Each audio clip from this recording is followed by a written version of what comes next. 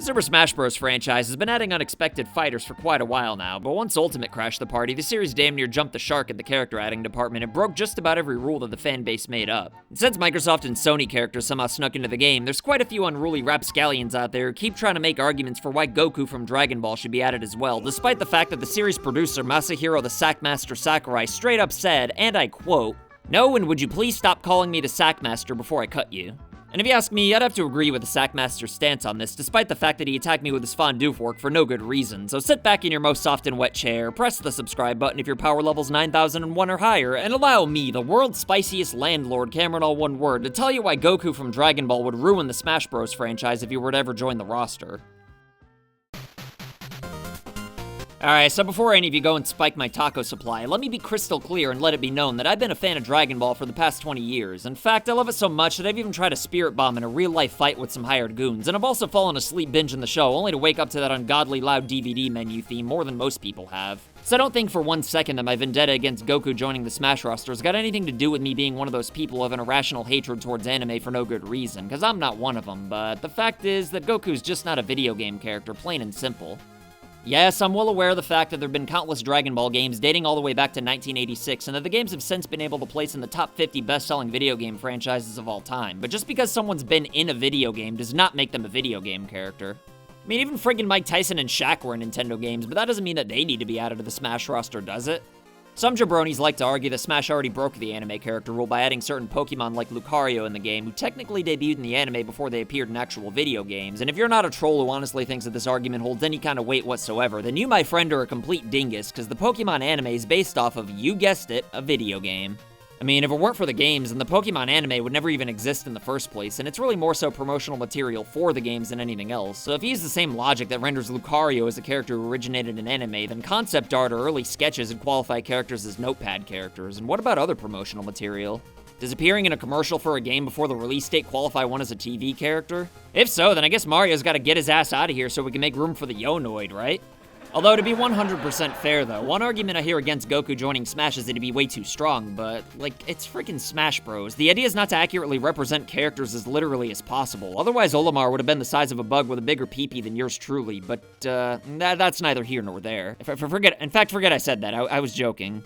Plus, if Goku's strength was nerfed to all hell in Jump Force, then I don't see why it'd suddenly be a big deal to do the exact same thing for an even more lighthearted game like Smash. But again, the main issue with Goku or any other manga or anime characters joining the Smash roster is not necessarily that they wouldn't play well or anything like that, it's that they would completely kill the magic, even if they were advertised as optional special attraction limited time DLC bonus characters. I mean, if Nintendo crosses the line and adds Goku, then it'd be a slippery slope that could easily spiral out of control and turn the series into a fighting game that's not even about honoring video game characters anymore. I mean, it could even get to the point where superheroes, Harry Potter, Star Wars, and inevitably Time Cop characters all join the roster as well, which would definitely lead to more Smash copies being sold, sure, but not only would it just feel weird and dirty, but all the rights fees and conditions that need to be met would probably not even be worth it for Nintendo to do in the first place, and if you thought the outrage from Waluigi fans was bad, then just imagine how much worse it's gonna be when Midoriya and Kenny Omega are revealed to only be assist trophies rather than fully playable characters. And yeah, I know that one of Smash's developers, Bandai Namco's got the Dragon Ball license, so it could probably be done, but it's not a guarantee that they're always gonna have it, or that Bandai Namco is always gonna be involved with Smash Bros. Anyway.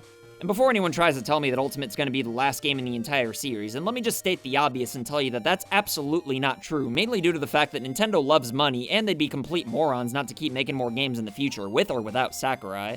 But my point with the whole rights situation being an issue, though, is that if Smash were to ever make another game with every fighter ever, which I can't imagine they're never gonna do again, then putting Goku in now would only make it that much harder to accomplish that in the future without getting the Mr. Dream treatment, especially if Goku joining led to more non-video game characters joining the roster. I mean, I'm pretty sure most video game companies want their characters to be in Smash Bros. Since they know how big of a deal it is and how much it can increase a franchise's popularity, but most non-gaming companies just wouldn't see things that way, and they'd probably play hardball to have their characters included, especially for a franchise like Dragon Ball that's already bigger than Smash Bros. As it is and doesn't need the rub in any way. So I can't imagine why Nintendo would bend over backwards to add certain characters that only ruin the franchise anyway. After all, Smash is kind of supposed to be like a video game Hall of Fame, right? So why take attention away from so many characters by honoring other characters from other forms of entertainment when there's still so many video game characters available that'd be great additions to the Smash roster? Wow, I didn't even do anything! And yeah, I know that Funimation wants Goku in the game, or at least they said they do on Twitter in the hopes of creating buzz or something like that, but Funimation's got about as much pull over the Dragon Ball franchise as whatever company does the German dubs for the Star Wars franchise has over Star Wars. So sorry to say, but yes, that does mean that Funimation's leaked audio from the Sacred Ointment saga is in fact not canon. Let me show you what love is about. You're right, Kame. It feels so good. You're still furious at me for being against adding Goku to Smash, though, then all I can really say is just try and imagine how ridiculous it'd be if there were diehard Nintendo fans trying to make the argument for Mario joining Jump Force just because he showed his James Gandolfini in a manga before. Sounds ridiculous, right? Exactly, and again, I love anime and Smash Bros, but you know what, I also love Lethal Weapon and Persona 5, but that doesn't mean that I want to see a crossover between those two franchises, because sometimes things just don't mix well together, even if you might think they would at first glance. So with all that being said, I've got to ask you pro Goku and Smashers what you have to say for yourselves. Yeah, well, Dracula called and he's coming over tonight for you, and I said okay.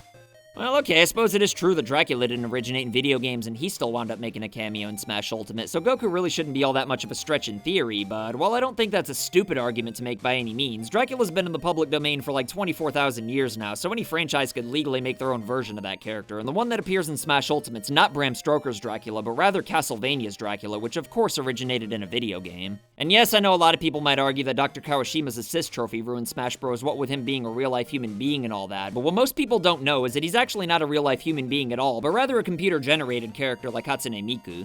Don't believe me?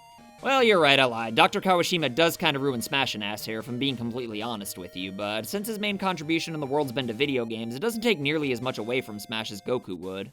But if you're wondering about whether or not Sora is co-owned by Disney to ruin Smash Bros, though, then you might like or hate my video explaining why he's probably never going to make it into the game, even though I do personally want him, and I think it could be done without ruining the magic.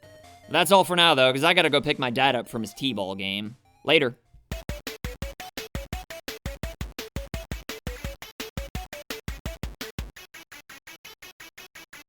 So I want to say thank you to your loyalty, thank you for your support.